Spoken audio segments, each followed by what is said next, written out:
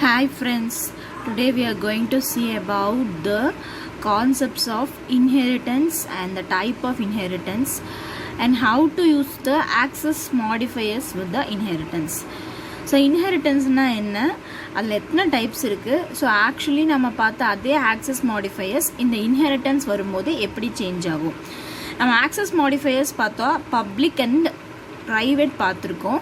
The protected access modifier மட்டும் we have left, right? அந்த protected access modifier வந்து apply ஆகிற ஒரே கான்செப்ட் வந்து inheritance தான். So we are going to see what it is. A class which is derived from more than one class is using a concept of inheritance னு சொல்லலாம். எந்த class இன்னொரு கிளாஸ்ல இருந்து டிரைவ் ஆகி வருதோ that is called as a subclass. The class which gives birth to another class is called as a superclass. அதாவது base class க்கு இன்னொரு name superclass, base class and it is also called as the parent class. எந்த class நம்மளுக்கு புதுசா create ஆகுதோ it is called as subclass, derived class or the new class. சரிங்களா? So இது வந்து ஒரு எக்ஸிஸ்டிங் கிளாஸ் ஒரு நியூ கிளாஸ் தான் இருக்கணுங்கிற அவசியம் கிடையாது. We may have more than one existing class and we also may have more than one new class.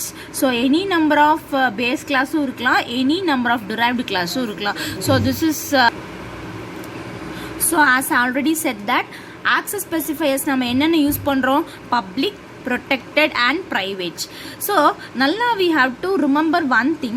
இப்போ base class public இருந்தது அப்படின்னா derived classல எந்த ஒரு ப்ராப்ளமும் இல்லை. You can access all the data members or attributes and functions from the base class so that it can be inherited in the derived class. When the base class is private, so I already said that எதுவுமே mention பண்ணலானாலும் அதோடைய access specifier private தான். When it is private அப்படின்னா derived கிளாஸால inherit பண்ண முடியாது. You can not inherit the base class உடைய கேரக்டரிஸ்டிக்ஸை inherit பண்ண முடியாது when it is declared as private. ஆனால் protected அப்படின்னா பேஸ் கிளாஸில் இருக்கக்கூடியதை derived class யூஸ் பண்ணிக்கலாம். You can use it. That is the main concept of the access specifiers used here. So I have given an example now. See, clearly look at the example. So as already said that இந்த shape அப்படிங்கிறது என்னன்னா கிளாஸோட name. ஏன்னா பக்கத்தில் கிளாஸுங்கிற keyword இருக்கு, அப்போ கண்டிப்பாக இதுதான் கிளாஸோட நேமாக இருக்கும். ஸோ நம்ம உள்ளேயே டிஃபைன் பண்ணியிருக்கோம். அது எதில் பண்ணியிருக்கோம் அப்படின்னா பப்ளிக்கில் பண்ணியிருக்கோம். ஸோ பப்ளிக்கில் பண்ணியிருக்கிறதுனால எந்த கிளாஸ் ஷேப்பை இன்ஹெரிட் பண்ணுதோ அதில் இருக்கக்கூடிய டேட்டா மெம்பர்ஸையும் மெம்பர் ஃபங்க்ஷன்ஸையும் ஆக்சஸ் பண்ணிக்க முடியும். தென் ஒன்று ப்ரொடெக்டடில் நான் வந்து இனிஷியலைஸ் பண்ணியிருக்கேன். ஒன் இஸ் வித்து, இன்னொன்று வந்து ஹைட். அது வந்து ப்ரொடெக்டடில் கொடுத்துருக்கோம். ஸோ ப்ரொடெக்டடில் கொடுத்துருக்கிறதுனாலையும் எந்த கிளாஸ் இன்ஹெரிட் பண்ணுதோ it can be used. So nothing is given private here. Okay, now look at the derived class. ஸோ எப்படி நான் கிளாஸை டிரைவ் பண்ணும் அப்படின்னா எந்த கிளாஸை நான் புதுசாக கிரியேட் பண்ண போகிறேனோ that should be present here and a colon எந்த கிளாஸ்லேருந்து டிரைவ் பண்ணுறோம். So you have to understand the difference between colon and scope resolution operator. இந்த இடத்துல ஸ்கோப் ரெசல்யூஷன் ஆப்ரேட்டர் யூஸ் பண்ணோம் அப்படின்னா நம்ம மெம்பர் ஃபங்க்ஷனை கிளாஸுக்கு வெளியில் டிஃபைன் பண்ணுறோன்னு அர்த்தம். ஆனால் இந்த இடத்துல நம்ம கோலன் யூஸ் பண்ணி கிளாஸுங்கிற கீவேர்ட் யூஸ் பண்ணோம் அப்படின்னா ஒரு நியூ கிளாஸ் இன்ஹெரிட் ஆகுது. அது எந்த கிளாஸ்லேருந்து இன்ஹெரிட் ஆகுதோ அந்த கிளாஸோட நேம், அதோடைய ஆக்சஸ் ஸ்பெசிஃபையரை நம்ம மென்ஷன் பண்ணணும். Right?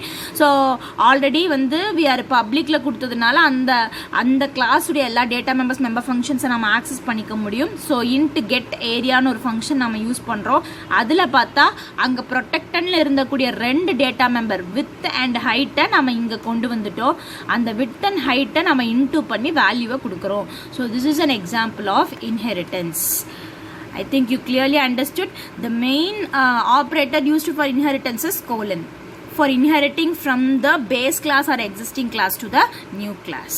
So here and the access modifiers உடைய availability we have given in a tabulation. இப்போ பப்ளிக் ஆக்சஸ் மாடிஃபையராக இருந்ததுன்னா ஒரே கிளாஸ்க்குள்ள we can use all it can be used. Same கிளாஸும் யூஸ் பண்ணிக்கலாம், derived கிளாஸும் யூஸ் பண்ணிக்கலாம், அவுட் சைட் த கிளாஸும் யூஸ் பண்ணிக்கலாம். If the access specifier is public. If the access specifier வந்து ப்ரொடெக்டடாக இருந்தது அப்படின்னா அந்த பேஸ் கிளாஸும் டிரைவ்டு கிளாஸும் யூஸ் பண்ணிக்கலாம், ஆனால் outside the class use பண்ண முடியாது. இதுவே ப்ரைவேட்டாக இருந்தால் அந்த கிளாஸ்க்குள்ளே மட்டும்தான் யூஸ் பண்ண முடியுமே தவிர டிரைவ்டு கிளாஸும் யூஸ் பண்ண முடியாது, அவுட் சைட் த கிளாஸும் we cannot use it. So these are the main concepts we have seen till now. What is inheritance, base class na enna, sub class na enna, so access specifier நம்ம எப்படி use பண்றோம். I have already said that நம்ம 1 to 1 inheritance use பண்ணலாம், many to 1 inheritance use பண்ணலாம். That means more than one base class இருக்கலாம், more than one derived class இருக்கலாம். So this is about the type of inheritance. So என்னென்ன type of inheritance இருக்குன்னு பார்த்தா single, multiple, multi-level and hybrid and hierarchical inheritance. So these are the types which is used in C++. So இதில் single inheritance நம்ம பார்க்க போகிறோம். So these are the types. So in the types வந்து before seeing for the example I'm going to say what are it, what is what, right? So அதுக்கப்புறம் we'll see with the description. The first one is single inheritance. சீங்க, so single inheritance அப்படின்னா so மேலே கொடுத்துருக்கிறது எல்லாமே base class, கீழே இருக்கிறது எல்லாமே derived class. ஒரு base class ஒரு derived class இருந்தது அப்படின்னா it is single inheritance, right? A base class with single derived class is called as single inheritance. Multiple inheritance in the sense both the base classes but one derived classes, so that is called as multiple inheritance. Base class ஜாஸ்தியா இருக்கும், derived class கம்மியா இருக்கும், that is multiple inheritance. So it will have more than one base class and only one derived class. இதுக்கு அப்படியே ஆப்போசிட்டா இருக்கிறது hierarchical. ஒரே ஒரு base class இருக்கும், நிறைய derived class இருக்கும். So இதை மட்டும் நான் justification பண்றேன். So multiple inheritance க்கு two base classes or two or more base classes but only one derived class. ஆனா hierarchyல பொறுத்த வரைக்கும் only one base class but more than one derived class. So the three concepts of inheritance are clear now. Next is multi-level. So multi-level அப்படின்னா என்னன்னா யூஷுவலா இந்த மூணு இன்ஹெரிட்டன்ஸ்லயும் பார்த்தீங்கன்னா ரெண்டு levels தான் நம்மளுக்கு போர்ட்ரே ஆகும். ஒன்று வந்து பேஸ் கிளாஸோட லெவல், இன்னொன்று வந்து derived கிளாஸோட லெவல். இங்கேயும் அப்படிதான் பேஸ் கிளாஸ் derived கிளாஸோட லெவல், பேஸ் கிளாஸ் derived கிளாஸோட லெவல். பட் ஆனால் இந்த இன்ஹெரிட்டன்ஸ் மட்டும் when you look at it ஒரு பேஸ் கிளாஸ் ஒரு derived கிளாஸ், அகைன் இந்த derived கிளாஸ் இன்னொரு கிளாஸ் கிரியேட் பண்றதுனால this becomes a base class, அதுக்கப்புறம் இது derived கிளாஸ். அப்போ பார்த்தோம் அப்படின்னா you have a ரெண்டு பேரண்ட் இருக்கும். அப்போ இந்த சிக்கு வந்து it has a parent and also a grandparent. So இந்த மாதிரி மல்டிபிள் லெவல்ஸாக இருக்கிறதுனால தான் it is called as multiple inheritance. So this is multiple inheritance, and the next one is last one is hybrid inheritance.